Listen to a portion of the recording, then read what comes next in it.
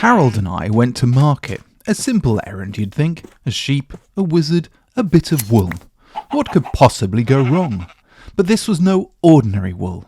This was Harold's purple wool, a colour you can't really see, only feel. It's like an itch behind the eyes, the colour of magic itself. I placed it before a farmer. He blinked, nodded, and handed me a potato. Fair enough, I thought. One potato for one impossibility. A modest start. And then the baker. The potato became bread. The bread became emeralds. The emeralds became a bell.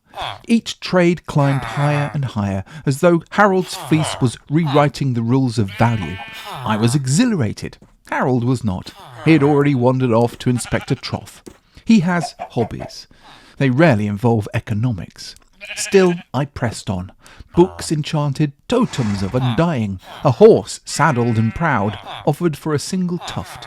The villagers' hums rose into a chorus, a chant of greed and wonder.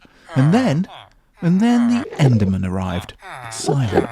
Watching, they offered obsidian towers, eyes of Ender, entire portals. And at last they whispered, "Give us the wool, and you may have the end."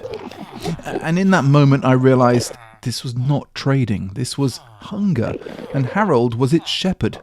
Harold, whose colourful wool soaked in the trough, began to run. The colours bled into the water until only white fleece remained.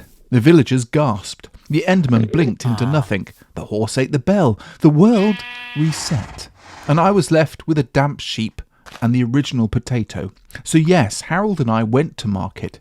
We began with colour and we ended with starch. And if anyone asks me why I no longer trade, I gesture to Harold.